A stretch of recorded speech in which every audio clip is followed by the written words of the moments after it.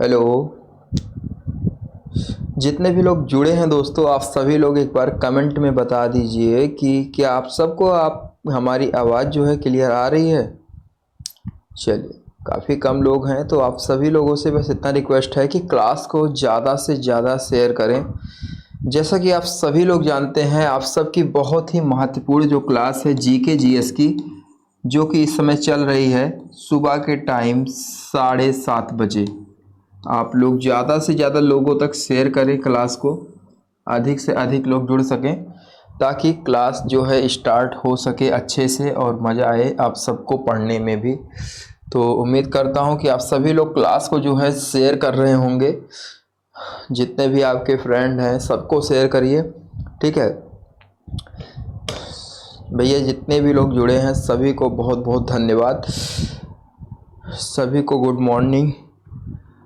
चलिए स्टार्ट करते हैं। आप सबकी ये जीके की क्लास, आप सबको टाइमिंग मैं बार बार बताता हूँ, 7:30 बजे जीके की क्लास चलती है सुबह के टाइम। डेली बेसिस पर ये प्रोवाइड की जाती है। बहुत ही मोस्ट इम्पॉर्टेंट क्लास होती है, ठीक है। मोस्ट इम्पॉर्टेंट क्लास होती है दोस्तों, 7:30 बजे सुबह के टाइम डेली बेसिस पर प्रोवाइड की जाती है। और इसके बाद की जो आपकी क्लास है डेली बेसिस पर प्रोवाइड की जाती है वो आपकी चलती है 9:30 बजे सुबह के ही टाइम। जी हाँ, 9:30 बजे सुबह के ही टाइम वो चलती है आपकी जीएस की क्लास। ये भी बहुत ही ज़्यादा इम्पॉर्टेंट होती है, बहुत ही मस्ट होती है ये क्लास, ठीक है। इसमें आपको जीएस पढ़ाया जाता है 9:30 बजे सुबह के ही टाइम। और दोस्तों आपकी अगली जो क्लास चलती है, आप सभी को पता होना चाहिए, वो क्लास चलती है सुबह के ही टाइम आपकी 10:30 बजे। जी हाँ, कितने बजे? सुबह के ही टाइम 10:30 बजे, जो कि आपकी करंट अफेयर की क्लास रहती है। बहुत ही मस्ट रहती है ये क्लास भी, बहुत ही ज़्यादा मोस्ट इम्पॉर्टेंट, ठीक है। तो आप सबको ये 3 क्लास जो सुबह के टाइम चलती है इसका एक स्क्रीनशॉट ले लेना चाहिए, क्योंकि बहुत ही इम्पॉर्टेंट है, जिससे कि आप सभी लोग अधिक से अधिक संख्या में जुड़े, ठीक है। क्योंकि बहुत ही इम्पॉर्टेंट क्लास होती है सुबह के टाइम 7:30 बजे जीके की क्लास, 9:30 बजे आप सबकी जीएस की क्लास, 10:30 बजे आपकी क्लास चलती है किस चीज़ की? सीए मतलब करंट अफेयर की क्लास। तो इसका एक स्क्रीनशॉट ले लीजिए। फिर उसके बाद आप सबकी जो लास्ट क्लास चलती है वो बहुत ही ज़्यादा इम्पॉर्टेंट रहती है, आप सभी को मैं बताना चाहूँगा। वो क्लास रहती है जीके स्पेशल। जी हाँ, जो कि आपकी चलती है रात के टाइम 10 बजे। जी हाँ, रात के टाइम 10 बजे चलती है, वो रहती है जीके स्पेशल। जीके स्पेशल बहुत ही मस्त क्लास रहती है। तो क्लास की टाइमिंग पता होनी चाहिए आप सभी लोगों को। 4 क्लासेस चलती हैं, चारों क्लासेस की टाइमिंग मैंने आपको बताया। इसे आप लोग जल्दी से कहीं पर लिख लीजिए, जिससे कि आप सभी लोग उस समय जल्दी से अवेलेबल हो जाएं क्लास के लिए। चलिए, उम्मीद करता हूं कि आप सभी लोग स्वस्थ होंगे और हर एक प्रश्न आज यहाँ पर बताएंगे, क्योंकि बहुत ही इम्पोर्टेंट क्लास होने वाली है। चलिए स्टार्ट करते हैं यहाँ पर। हाँ चलिए स्टार्ट करते हैं। किस व्यक्ति ने कहा था कि हिनोज दिल्ली दूरस्थ, अभी दिल्ली दूर है? वहाँ वह व्यक्ति कौन है? अमीर खुसरो, निजामुद्दीन औलिया, या फिरोज शाह तुगलक, या शेख सलीम चिश्ती? तो दोस्तों यहाँ पर जितने भी लोगों के ऑप्शंस यहाँ पर देखिए, काफ़ी सारे लोग बता रहे हैं यहाँ पर निजामुद्दीन औलिया। जितने भी लोगों ने ऑप्शन नंबर बी को बताया है, आप लोग बिल्कुल करेक्ट हो जाएंगे। निजामुद्दीन औलिया यहाँ पर जितने भी लोग जुड़े हैं उनमें से काफ़ी सारे लोगों के ऑप्शन नंबर बी वाले हैं, वो लोग यहाँ पर बिल्कुल करेक्ट हो जाएंगे। निजामुद्दीन औलिया जो है, इन्होंने क्या कहा था? हिनोज दिल्ली दूरस्थ, अभी दिल्ली दूर है। ऑप्शन नंबर बी आपका बिल्कुल राइट हो जाएगा। चलिए स्टार्ट करते हैं हम लोग अगले प्रश्न को। अगला प्रश्न आपके सामने आ चुका है, ध्यान से देखिए। निम्नलिखित चित्रकारों में जहांगीर ने जिसे नादिर उज जमा की पदवी प्रदान की, वह व्यक्ति कौन था? अबुल हसन, विशन दास, या अब्दुस समद, या आपका उस्ताद मंसूर? बताने का प्रयास कीजिए। आपका राइट आंसर यहाँ पर क्या हो जाएगा? तो देखिए यहाँ पर काफ़ी सारे लोग अबुल हसन बता रहे हैं। जितने भी लोग यहाँ पर जुड़े हैं, जितने भी दोस्त हमारे जुड़े हैं, वो लोग यहाँ पर, कुछ लोगों का मानना अबुल हसन है। ठीक है, तो मैं आपको बताना चाहूँगा कि यहाँ पर जितने भी लोगों ने ऑप्शन नंबर ए को बताया है वो लोग यहाँ पर बिल्कुल करेक्ट हो जाएंगे। जी हाँ, जहांगीर ने जो है अबुल हसन को जो है किस चीज़ की, जहांगीर ने जो है अबुल हसन को किस चीज़ की उपाधि, नादिर उज जमा की पदवी प्रदान की, जो कि एक चित्रकार के लिए बहुत ही अच्छी पदवी मानी जाती है। बहुत ही इंपॉर्टेंट क्वेश्चन है। ऑप्शन नंबर ए आप लोग यहाँ पर बिल्कुल करेक्ट कर लीजिए। ठीक है, option number A Abul Hasan. चलिए अगले प्रश्न की तरफ बढ़ते हैं दोस्तों। अगला प्रश्न है, बहुत ही इंपॉर्टेंट है दोस्तों। निम्नलिखित शासकों में जिसने एक सिख गुरु का सर कलम करवाया था वह व्यक्ति कौन था? अकबर था या जहांगीर था या शाहजहां था या उपयुक्त में से कोई नहीं था? तो दोस्तों यहाँ पर मैं आपको बताना चाहूंगा कि वह व्यक्ति कौन था जिसने एक सिख गुरु का सर कलम करवाया था, तो वह व्यक्ति दोस्तों जहांगीर था। तो देख सकते हैं आप सभी लोग, ऑप्शन नंबर बी आपका यहाँ पर बिल्कुल करेक्ट हो जाएगा। और यहाँ पर जितने भी लोगों ने यहाँ पर ऑप्शन नंबर बी को बताया है वो लोग यहाँ पर बिल्कुल करेक्ट हो जाएंगे। जी हाँ, ऑप्शन नंबर बी आपका यहाँ पर बिल्कुल राइट हो जाएगा। ठीक है, और जहांगीर ने जो है जिस सिख गुरु का सर कलम करवाया था उनका नाम था सिखों के पांचवें गुरु, गुरु अर्जुन देव। जी हाँ, गुरु अर्जुन देव। ठीक है, जहांगीर को इनसे बस इतना डर था कि कहीं इनकी जनता जो है, मतलब जहांगीर के साम्राज्य में जितने लोग रहते थे, चाहे वो हिंदू हो, चाहे वह मुस्लिम हो, चाहे वह सिख हो, वो गुरु अर्जुन देव के इशारों पर चलने लगे थे, मतलब इनको बहुत मानने लगे थे। तो इसका डर था इसके अंदर, जहांगीर के अंदर, इसलिए इसने क्या किया, इनका सर कलम करवा दिया। ठीक है, चलिए अगले प्रश्न की तरफ बढ़ते हैं। अगला प्रश्न आपसे क्या पूछा जा रहा है, निम्नांकित में से जिन्होंने वर्नाक्यूलर प्रेस एक्ट का निरसन किया था वह बताइए कौन था? लॉर्ड डॉल्फिन या लॉर्ड रिपिन या लॉर्ड कर्जन तो या लॉर्ड हार्डिक्स? तो आप सभी लोग बताने का प्रयास कीजिए, यहाँ पर आपका राइट आंसर क्या हो जाएगा। तो दोस्तों निम्नलिखित में से जिन्होंने वर्नाक्यूलर प्रेस एक्ट का निरसन किया था वह व्यक्ति लॉर्ड रिपिन था। जितने भी लोगों ने ऑप्शन नंबर बी बताया है वो लोग यहाँ पर बिल्कुल करेक्ट हो जाएंगे। तो मैं देख सकता हूँ यहाँ पर जितने भी लोगों ने ऑप्शन नंबर बी बताया है वो लोग यहाँ पर बिल्कुल करेक्ट हैं दोस्तों। ठीक है, आप लोग बिल्कुल करेक्ट हैं दोस्तों, जितने भी लोगों ने ऑप्शन नंबर बी बताया है, और लगभग सभी के ऑप्शंस यहाँ पर सही हैं। ठीक है, और जिनको नहीं पता वो लोग ध्यान से देख लें। ठीक है, चलिए ऑप्शन नंबर बी आपका यहाँ पर बिल्कुल राइट हो जाएगा। चलिए अगले प्रश्न की तरफ बढ़ते हैं। अगला प्रश्न है, उन्होंने कांग्रेस के बनारस अधिवेशन की अध्यक्षता की। चलिए एक पॉइंट है यहाँ पर आपका कि उन्होंने कांग्रेस के बनारस अधिवेशन की अध्यक्षता की। दूसरा पॉइंट आपका क्या दिया गया है, सूरत फूट के बाद उन्होंने उदारवादियों का नेतृत्व किया।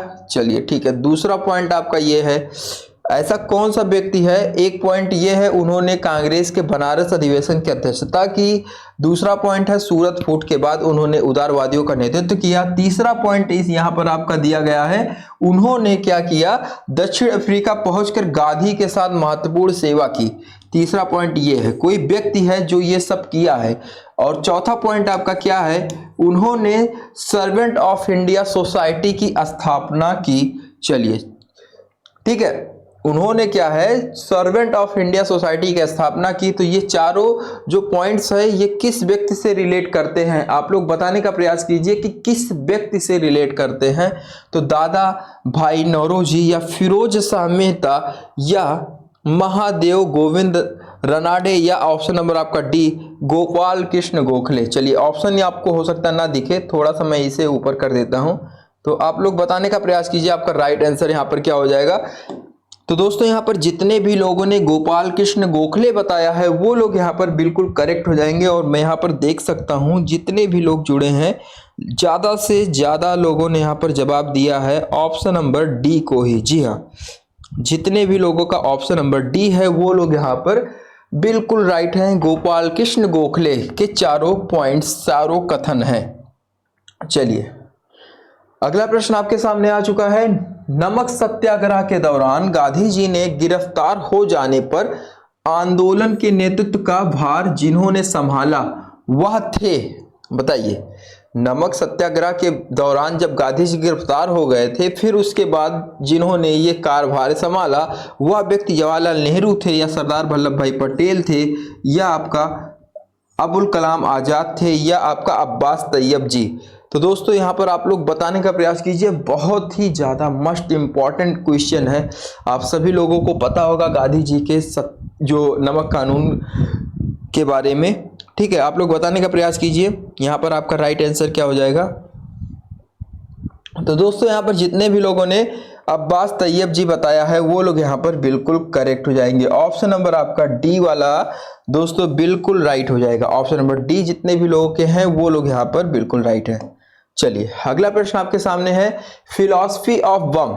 जी हाँ, फिलॉसफी ऑफ बम नामक विवरणिका के लेखक थे भगत सिंह या राम प्रसाद बिस्मिल या भगवती चरण बोहरा या आपका श्यामजी कृष्ण वर्मा। तो आपके ऑप्शंस दिए गए हैं, आप लोग बताने का प्रयास कीजिए, बहुत ही इंपॉर्टेंट है दोस्तों। तो दोस्तों यहाँ पर देखिए काफी सारे लोगों ने यहाँ पर ऑप्शन, कुछ लोग सी बता रहे हैं और कुछ लोग, बहुत कम ही लोग डी बता रहे हैं। तो दोस्तों यहाँ पर जितने भी लोगों ने सी वाला ऑप्शन बताया है वो लोग यहाँ पर बिल्कुल करेक्ट हो जाएंगे। भगवती चरण बोहरा जो है आपका यहाँ पर बिल्कुल राइट है, ठीक है। फिलॉसफी ऑफ बम नामक विवरणिका के लेखक कौन थे? भगवती चरण बोहरा। चलिए अगले प्रश्न की तरफ बढ़ते हैं दोस्तों। अगला प्रश्न आपसे पूछा जा रहा है कि खिलाफत आंदोलन के साथ और कौन सा आंदोलन आरंभ किया गया था? स्वदेशी आंदोलन, होम रूल आंदोलन, या आपका सविनय अवज्ञा आंदोलन, या आपका असहयोग आंदोलन। तो दोस्तों यहाँ पर आपका जो राइट आंसर हो जाएगा खिलाफत आंदोलन के साथ और कौन सा आंदोलन प्रारंभ किया गया था? तो वो था दोस्तों असहयोग आंदोलन। जितने भी लोगों ने ऑप्शन नंबर डी बताया है वो लोग यहाँ पर बिल्कुल राइट है दोस्तों।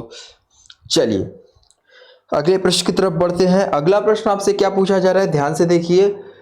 सन्यासी विद्रोह भड़काने का स्थल बताइए था? अवध, बंगाल, या आपका हरियाणा, या पंजाब। तो सन्यासी विद्रोह भड़काने का जो स्थल था दोस्तों, स्थल की बात हो रही है, तो सन्यासी विद्रोह भड़काने का स्थल जो था वो आपका था बंगाल।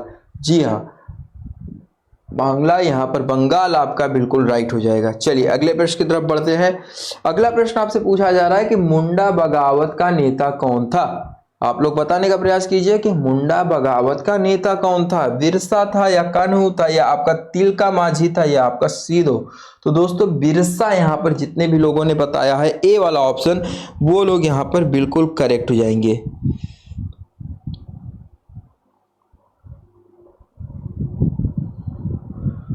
चलिए अगले प्रश्न की तरफ बढ़ते हैं प्यारे दोस्तों। अगला प्रश्न है, इंडियन नेशनल कांग्रेस के किस स्थान पर आयोजित अधिवेशन में बाल गंगाधर तिलक ने घोषणा की थी कि स्वराज मेरा जन्मसिद्ध अधिकार है और यह मैं प्राप्त करके ही रहूंगा? बनारस, कलकत्ता, या आपका सूरत, या लखनऊ। ये आपका अधूरा है, इसे आप पूरा कर लीजिए, लखनऊ। तो आप लोग बताने का प्रयास कीजिए कि बनारस, कलकत्ता, सूरत या लखनऊ, ये आपका राइट आंसर यहाँ पर क्या हो जाएगा। तो दोस्तों यहाँ पर देखिए कुछ लोगों का मानना हो सकता है यहाँ पर सूरत और कुछ लोगों का मानना लखनऊ। तो देखते हैं यहाँ पर कितने लोगों ने क्या बताया है, सही जवाब किसका है, ठीक है। तो दोस्तों यहाँ पर देखिए जितने भी लोगों ने बताया ऑप्शन नंबर डी को, वो लोग यहाँ पर बिल्कुल करेक्ट हो जाएंगे। सन 1916 ईस्वी यहाँ पर आपका बिल्कुल करेक्ट हो जाएगा। इंडियन नेशनल कांग्रेस ने किस स्थान पर आयोजित अधिवेशन में बाल गंगाधर तिलक ने घोषणा की थी कि स्वराज मेरा जन्मसिद्ध अधिकार है, मैं इसे प्राप्त करके रहूंगा? ये लखनऊ 1916 ईस्वी यहाँ पर आपका बिल्कुल राइट हो जाएगा, ठीक है दोस्तों। चलिए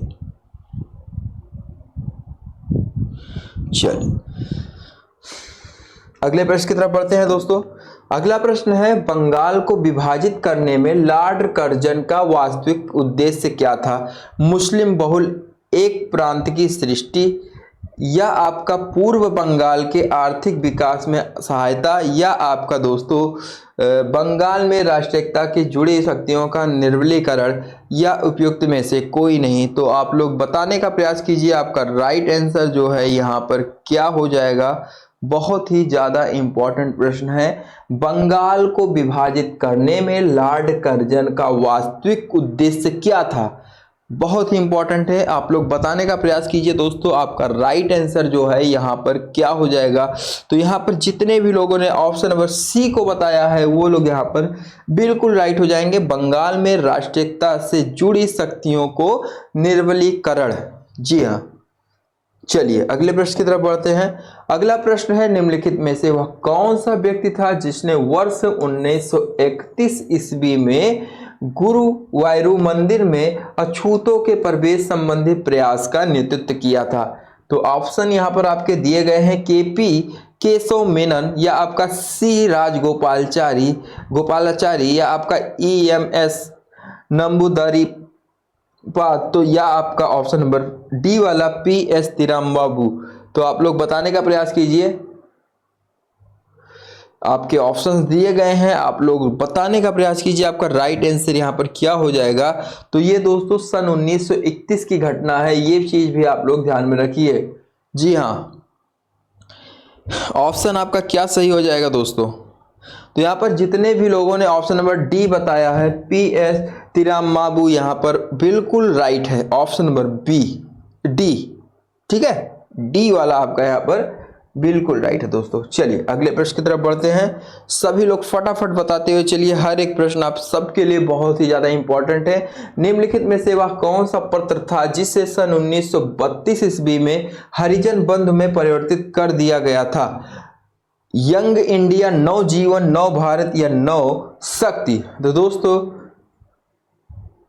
ऑप्शन नंबर बी आप लोग एकदम सही कर लीजिए, नव जीवन। टांगा यहाँ पर आपका बिल्कुल राइट हो जाएगा दोस्तों, जितने भी लोगों ने नवजीवन बताया है। चलिए अगले प्रश्न की तरफ बढ़ते हैं, जो कि आज की इस क्लास का लास्ट प्रश्न है। आप सभी लोग बताने का प्रयास कीजिए आपसे यहाँ पर क्या पूछा जा रहा है, और एक एक प्रश्न आपके लिए इंपॉर्टेंट था। तो ये आज की इस क्लास का लास्ट प्रश्न है, और आप सभी लोग इसे बताने का प्रयास कीजिए कि जिस वर्ष क्रिप्स मिशन भारत में आया था दोस्तों, वह सन क्या था। ऑप्शंस है सन 1928, 1940, 1942, 1945। सभी लोग बताने का प्रयास कीजिए, बहुत ही ज़्यादा इम्पॉर्टेंट है ये क्वेश्चन।